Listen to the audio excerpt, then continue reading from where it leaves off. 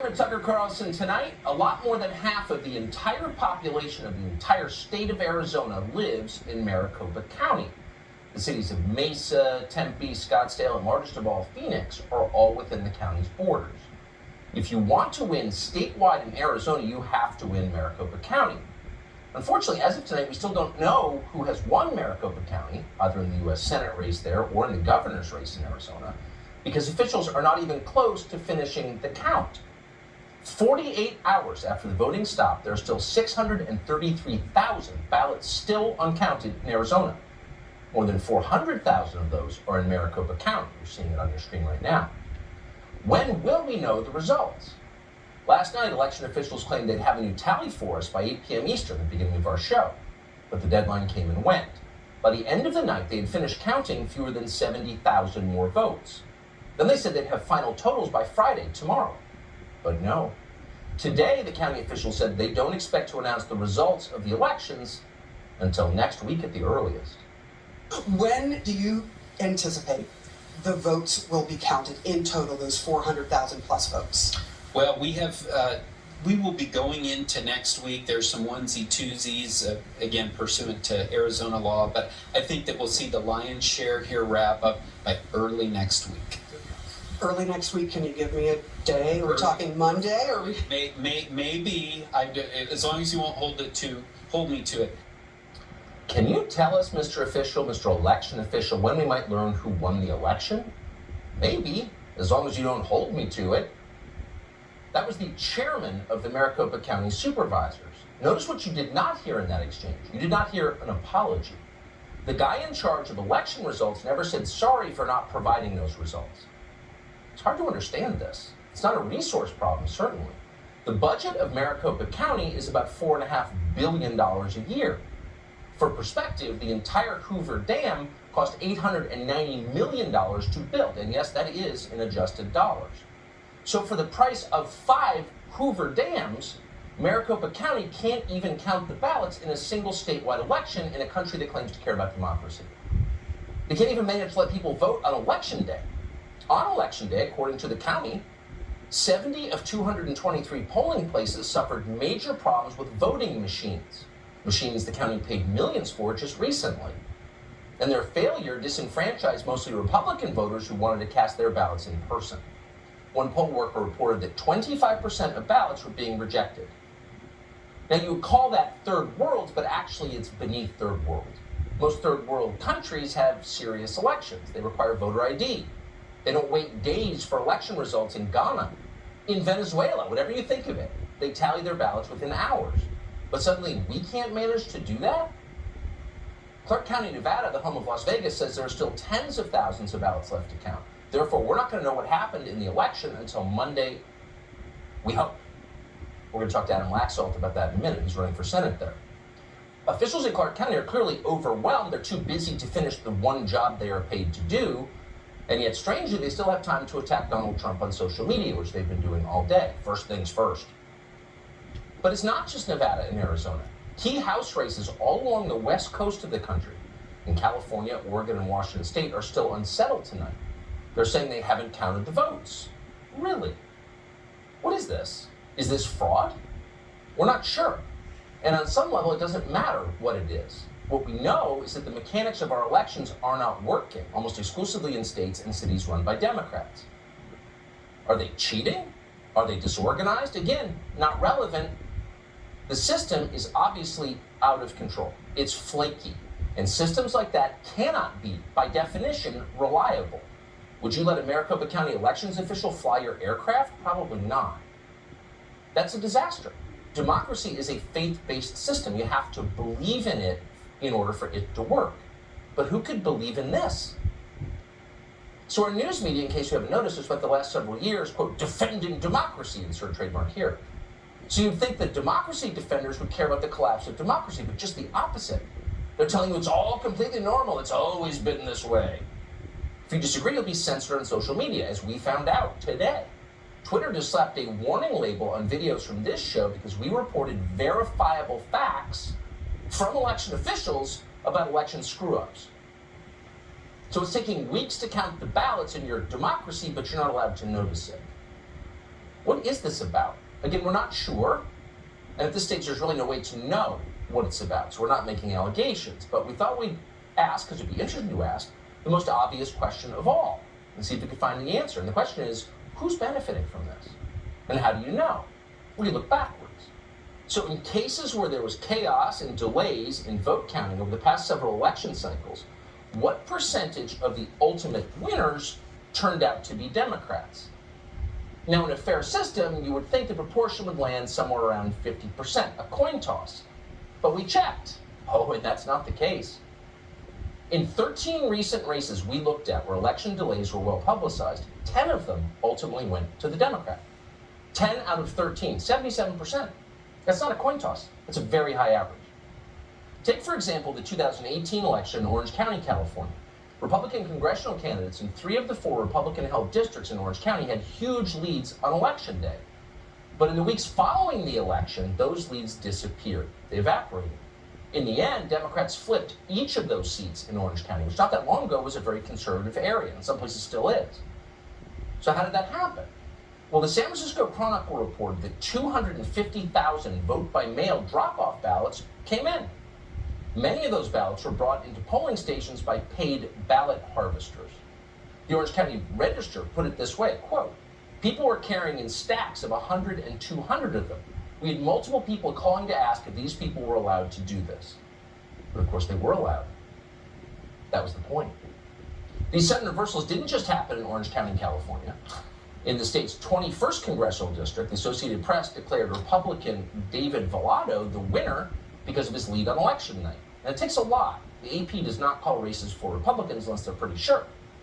But in this case, they had to retract the call nearly 3 weeks later after his opponent took the lead, the Democrat, because new ballots continued to be counted. That same year, again in Nevada, one local paper documented the lengthy problems in vote counting on election night, and of course the inevitable result, which you can guess by this point. And we're quoting, "After a long evening of tortuous delay following a historic midterm election turnout, the results were finally in, and the blue wave promised by Nevada Democrats became a definitive reality." It was the same story that year in places like Detroit and again, Arizona. It took days for all the votes to be counted in the state of Arizona, and ultimately, you will not be shocked to learn, Republican Martha McSally narrowly lost her race for the Senate. So here you have lengthy delays in vote counting followed by good news for Democrats. It's happened all over the country. In 2020, it took officials 6 weeks to declare a winner in the Democratic Party's congressional primary for 2 districts in the state of New York. And in the end, because these were primaries, it was an intra-Democratic Party contest, the Democratic Party establishment, the most powerful part of the Democratic Party, won. Longtime Congresswoman Carol Maloney fended off an insurgent progressive successfully after long delays, and then Richie Torres defeated his challenger, who was a conservative Democrat. Weird how that works. Several years earlier, the same thing happened to Republicans in Sacramento. On election night in 2014 in the suburbs of the city, it looked like a Republican challenger called Doug Ose was about to unseat an incumbent Democratic congressman, Ami Bera. The Republican was up more than 3,000 votes, but then 2 weeks later, more votes came in, and guess what? The Democrat was declared the winner by 700 votes. And he's been in Congress ever since.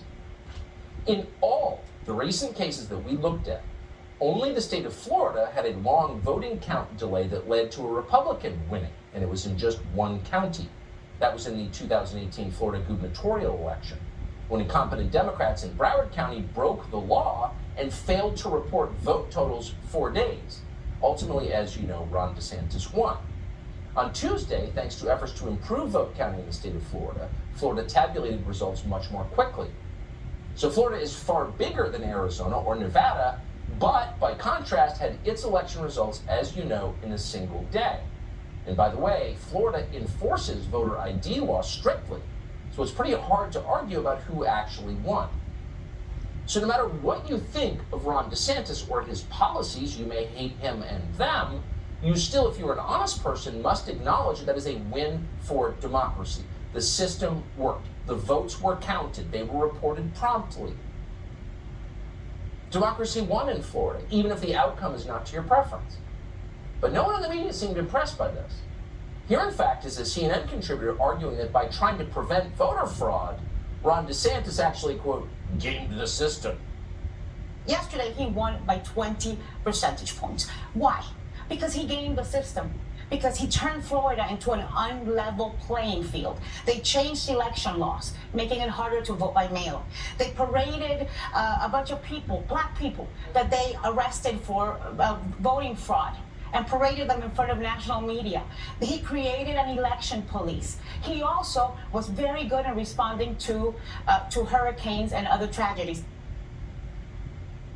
So by fighting election fraud, Ron DeSantis, quote, gamed the system. Well, he certainly did. He gamed their system. And we ought to demand that every state games their system. We ought to demand that every election in America looks like Florida's election. Not in its outcome, but in the way it's conducted. Only registered voters can vote.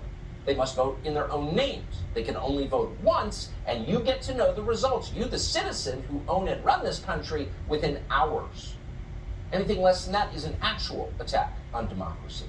Adam Laxalt is living through this right now. He's running for Senate from the state of Nevada. As we told you earlier, he joins us from there now. Adam Laxalt, thank you so much for coming on. What is the state of your race tonight?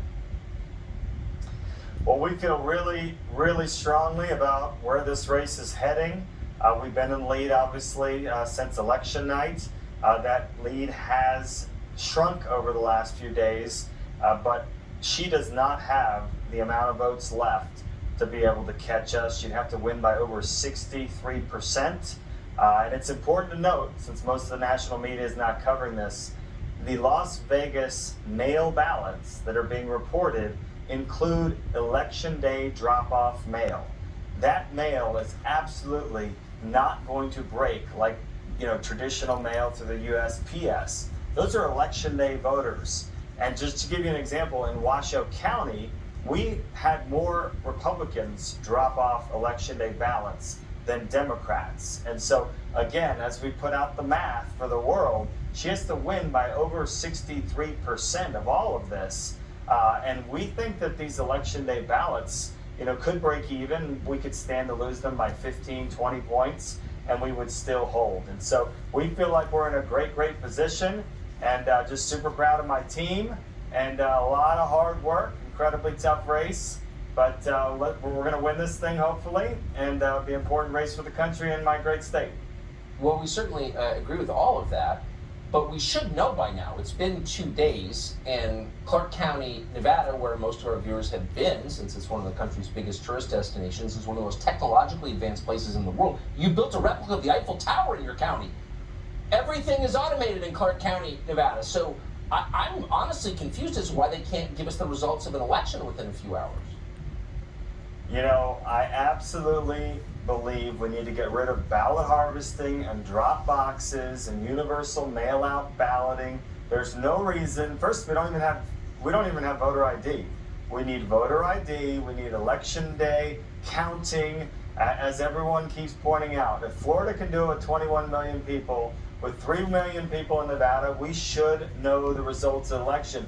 And here's what people's missing is the human toll. Never mind the democracy Right. piece, which is obviously the most important. You have campaigns and staffs that are now just continuing for 20 hours. When is the campaign over? When do you get to tell your supporters, thank you for everything you did, we've won? When do you get your family to actually breathe that it's over? This system is very, very flawed. And by the way, everyone knows it. I think Republicans and Democrats think this is just an astonishing process. And I don't think in Clark County, we did so much to make sure this was a secure election. We have lawyers everywhere. We had election observers. We feel confident that the votes, the register announced today, there are just over 50,000 more mail votes. And, it's total 70,000 tops. So we know the universe and we feel comfortable with the universe, but nonetheless, we need to change the system. Yeah. It's like a Roman siege. They're trying to wait you out. But we'll be following you. Adam Laxalt, I appreciate you coming on.